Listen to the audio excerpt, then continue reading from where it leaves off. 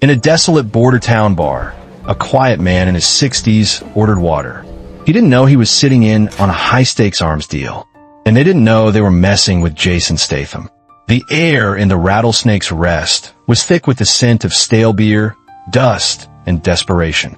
It was a forgotten outpost on the edge of the New Mexico desert, a place where secrets came to die and bad deals were born. The clientele matched the decor, worn-out truckers nursing grievances, locals with eyes that had seen too much, and a bartender who polished the same spot on the counter as if trying to erase a memory.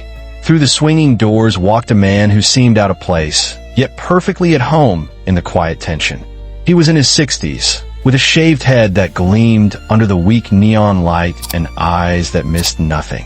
He wore a simple, dark tactical jacket over a plain t-shirt and rugged cargo pants, clothes that were functional, not fashionable.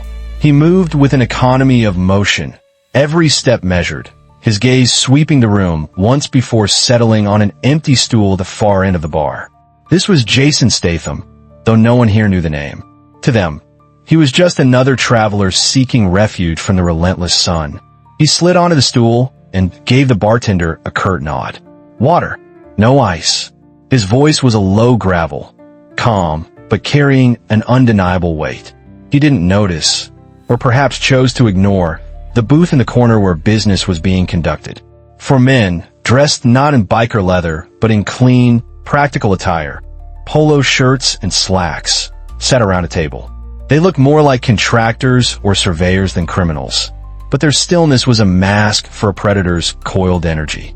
The man at the head of the table, Silas, had a face of sharp angles and cold, calculating eyes. A satellite phone lay beside his hand. They were finalizing a deal, their voices low and sharp, discussing calibers and shipping routes. Statham's quiet presence was a stone dropped into their still pond. Silas's eyes flickered toward the bar. A man alone, asking for water, watching everything in the mirror behind the bottles. He didn't fit. Silas leaned forward, his voice a barely audible whisper to his lieutenant. Who's the old-timer? No idea. Doesn't look local. Could be a tourist. Tourists don't look at a room like they're memorizing the exits, Silas countered. He could be a scout, or worse. He gestured with his chin. Leo, go have a word. Be polite. We don't need attention. Leo, a burly man with a scar bisecting his eyebrow, rose from the booth. He ambled over to the bar, blocking Statham's reflection in the mirror. He leaned an elbow on the counter, a predator feigning casualness. Long way from anywhere, Pop, he said, his voice a low rumble. This isn't really a place for sightseeing. Statham didn't turn. He simply lifted his glass, his eyes meeting Leo's in the mirror. I'm not here for the sights, he replied evenly. Just the water. Right? Leo grunted. Thing is, my friends and I are having a private conversation. Your being here, it's making them uncomfortable. Maybe you should find another place to hydrate. It wasn't a suggestion. It was an order wrapped in a thin veil of civility. Statham took a slow sip of his water, then set the glass down with a soft, deliberate click. He finally turned his head, his sharp eyes locking directly onto Leo's. And maybe, he said, his voice dropping half an octave, your friend should have picked a more private place for their business. The polite facade vanished from Leo's face. The test had just begun. Leo's eyes narrowed. The old man wasn't backing down. He exchanged a look with Silas, who gave a subtle, almost imperceptible nod. The time for politeness was over. Leo straightened up, his posture shifting from casual intimidation to active threat. He reached for a nearby coffee pot, left warming on the counter. You know, you're right, Leo said, his voice laced with false sincerity. My apologies. He turned as if to walk away, then tripped, sending the pot of scalding coffee lurching toward Statham.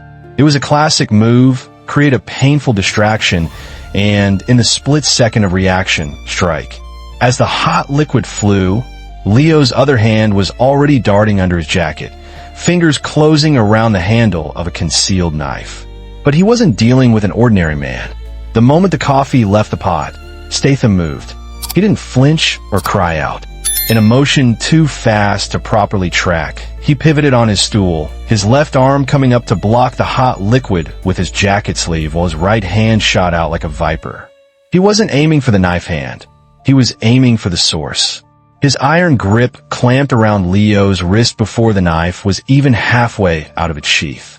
A sharp, sickening crack echoed through the bar as Statham twisted, snapping the bone. Leo's roar of pain was cut short as Statham yanked him forward, using his own momentum against him, and drove a vicious elbow strike directly into his throat. Leo's eyes went wide with shock and suffocation as he collapsed, gagging, to the floor. It all happened in less than 2 seconds.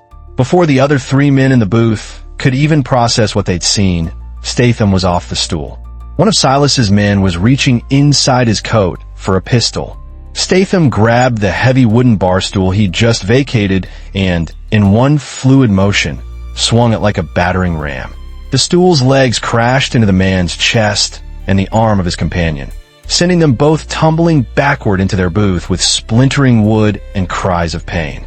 The fourth man, quicker than the others, managed to draw his weapon. But Statham was no longer there. He had dropped low, rolling behind the cover of the solid oak bar. The gunshot was deafening in the enclosed space, splintering the shelf of whiskey bottles above where his head had been. Glass and amber liquid rained down. Statham, now on the other side of the bar, popped up.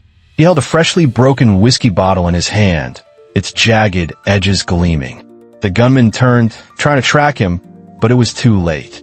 Statham lunged forward, not with a wild swing, but with a precise, targeted thrust, driving the broken glass into the gunman's shoulder, disabling his weapon arm. 3 down. Silas stood frozen for a half second, a look of pure disbelief on his face.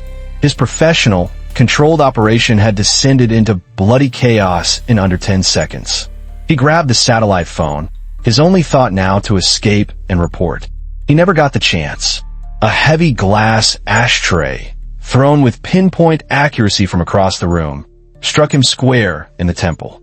His eyes rolled back, and he crumpled to the floor, unconscious. The bar fell into a dead, ringing silence, broken only by the groans of the fallen men and the drip, drip, drip of whiskey from the shattered shelf. Statham stood in the center of the wreckage, breathing steadily, not even a sheen of sweat on his brow. He looked at the bartender, who was hiding behind the counter, pale as a ghost. "Call the sheriff," Statham said, his voice calm. He then methodically patted down each of the unconscious men, removing their weapons and placing the collection of pistols and knives neatly on the bar. "And tell him some contractors had a workplace dispute." News of the incident at the Rattlesnake's Rest didn't hit the local police blotter or social media feeds. It traveled through darker channels. Within hours, a coded message appeared on a private, encrypted server used by an international arms syndicate. It was short and alarming. New Mexico deal compromised. Asset package lost. Team neutralized by a single, unknown hostile. Codename Ghost. The name Ghost sent a chill through the network's upper echelons. It was a name from the old days, a legendary operative from the British services who had vanished years ago, presumed retired or dead. For him to resurface here, in the middle of their operation, was unthinkable. Hundreds of miles away, in a sterile high-rise office, a man known only as the broker read the message, and his face hardened. The lost deal was worth millions, but the potential reemergence of the Ghost was a threat to his entire empire. Silas's failure was unacceptable, but the man who caused it was a problem that needed to be erased. He issued a new directive: sanction a cleanup crew, heavy equipment, no witnesses, erase the Ghost, and recover the package. Failure is not an option. Back in New Mexico, Silas woke up in a county jail cell with a splitting headache and the bitter taste of humiliation in his mouth. He was quickly bailed out by a syndicate lawyer who gave him a new, encrypted phone with a single message on it. "You have 24 hours to fix your mess. A support team is en route. Do not fail again." For Silas, this was no longer just about revenge. It was about survival.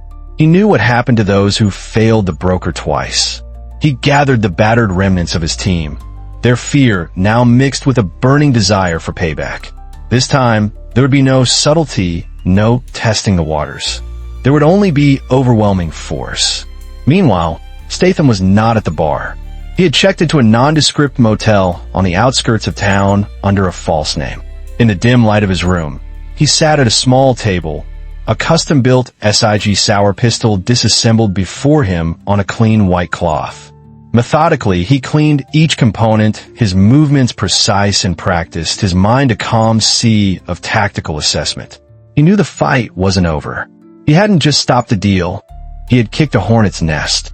On the bed beside the pistol parts lay a detailed topographical map of the area around the bar, marked with several small, hand-drawn X's. He was not waiting for them to come to him. He was preparing the battlefield. He knew they would return, stronger and more desperate, and he would be ready. Night fell on the desert like a shroud. The rattlesnake's rest was closed, its windows dark, but it was not empty. Statham had returned an hour after sunset, slipping in through a back-end trance he'd noted on his first visit. He moved through the silent, wrecked bar, his senses on high alert. He was a predator in his own hunting ground. He didn't have to wait long. The distant rumble of engines grew into a roar as two heavy-duty trucks and an SUV, all with their headlights off, pulled up on the dirt road 100 yards from the bar. Doors opened and closed silently. 10 figures, clad in black tactical gear and armed with short-barreled rifles, fanned out, moving with professional discipline. They wore night vision goggles, green eyes peering through the darkness. This was not Silas's clumsy crew. This was the cleanup team. Silas was with them, his face a mask of grim determination. "He's in there," he whispered into his radio. "Team Alpha, take the front. Bravo the back. On my mark." No quarter. The front doors of the bar suddenly burst inward, splintering off their hinges. At the same instant, the back door was breached.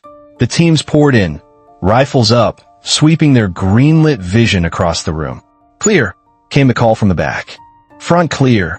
The bar was empty. A flicker of confusion crossed Silas's face. Then, from behind the bar, a single bottle of tequila slid off a high shelf and shattered on the floor. Every rifle swung toward the sound. It was the diversion Statham needed. From a hiding spot in the rafters, a space he prepared by removing a ceiling panel, he dropped silently to the floor behind Team Alpha. Before they could turn, he was on them. He slammed one man's head into the bar, grabbed his rifle, and used it as a club against the second. He fired a single, deafening shot, not at a person, but into the largest mirror behind the bar, shattering it into 1,000 pieces that rained down like razor-sharp hail, causing the team to flinch and momentarily break formation. Darkness and confusion were his allies. He melted back into the shadows as the mercs opened fire, their muzzle flashes illuminating the chaos. From the kitchen, a bright, fiery object flew through the air, a bottle of high-proof liquor stuffed with a burning rag. It exploded against the far wall, bathing one side of the room in flickering, hungry flames, ruining the enemy's night vision advantage. Statham used the shifting light and shadows to move, a phantom flitting between tables. He took down another merc with a brutal series of strikes, disarming him and using his own sidearm to disable a fourth. The fight was a whirlwind of calculated violence, a ballet of bullets and broken bones. Silas, watching the carnage from the doorway, saw his professional team being dismantled by one man. Consumed by rage and desperation, he spotted the terrified bartender, who had been hiding in the cellar and had chosen the worst possible moment to peek out.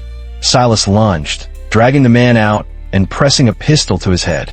"Ghost!" he screamed, his voice cracking. "It's over.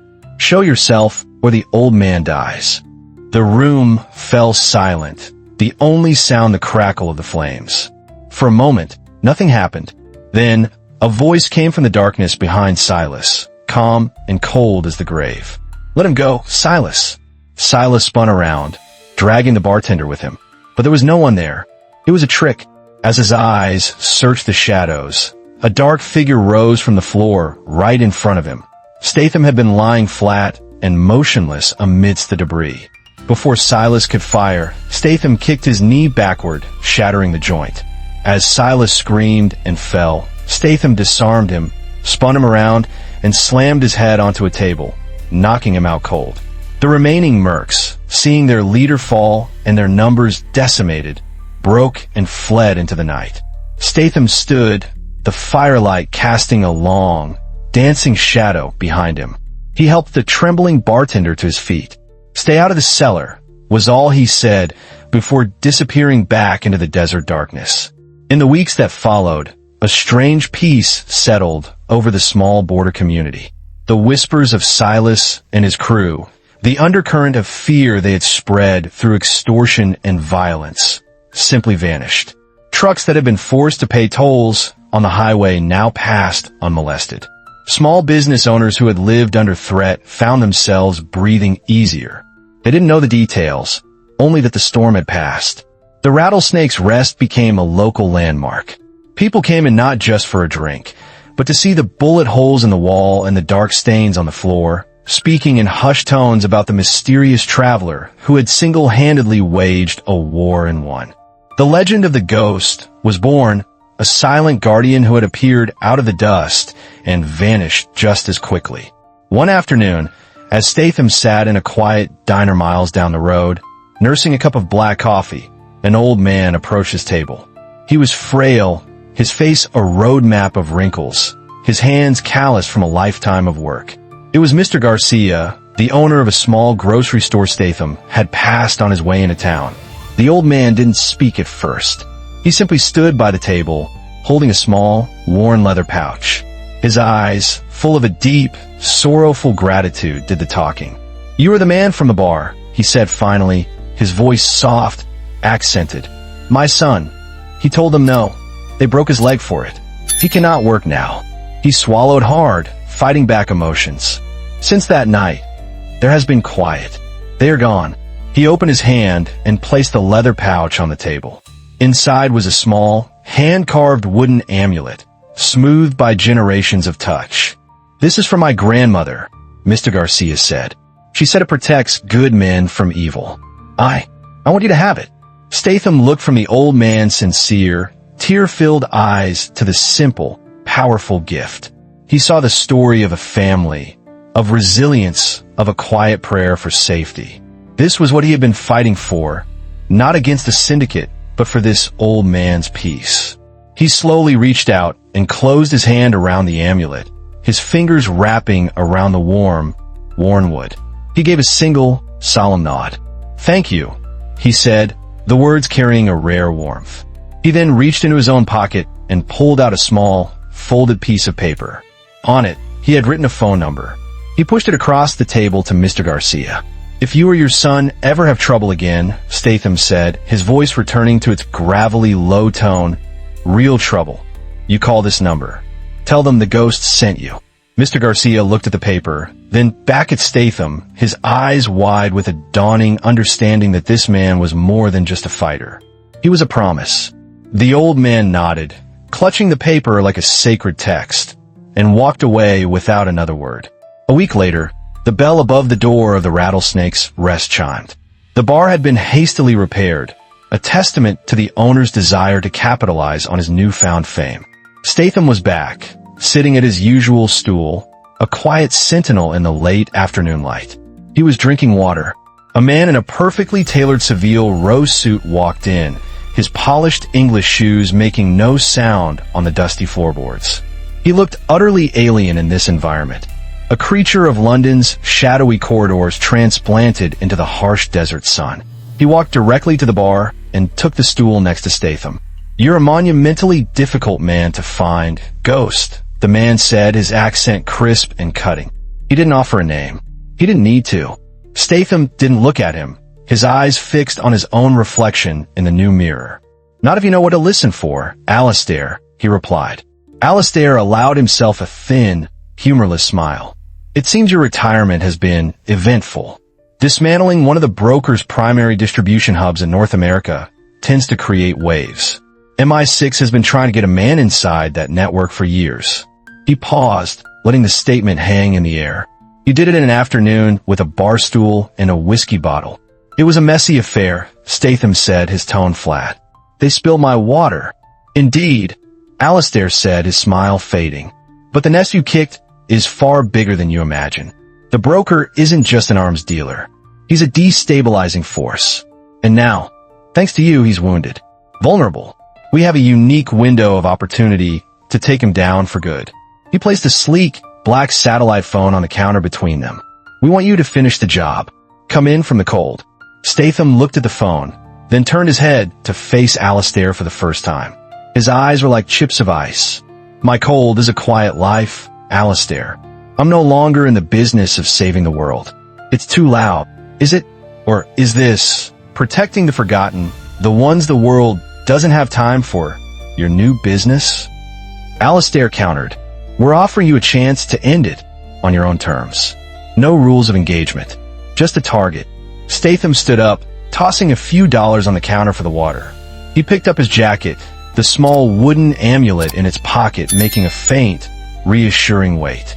He looked at Alistair, then around the quiet, dusty bar, a place that had for a brief moment been the entire world.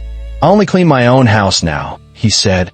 With that, he walked out the door, stepping into the brilliant, fading light of the desert sunset. He didn't look back. The wind picked up, whispering through the cracked earth, carrying with it the story of what happened in that bar. A story about a man who they thought was just an old traveler, but who turned out to be a legend. A ghost who reminded them all that even in the most desolate corners of the world, some people don't fight for glory or country. They fight so that evil remembers to be afraid of the dark. What do you think? Did the ghost make the right choice? Should he have gone back to finish the job? Or is his new mission as a protector of the forgotten more important? Share your thoughts below, but as always, comment with respect. This is a place for discussion, not disrespect. If you enjoyed this story, hit that like button, share it with a friend, and subscribe for more tales of unlikely heroes. We'll see you in the next one.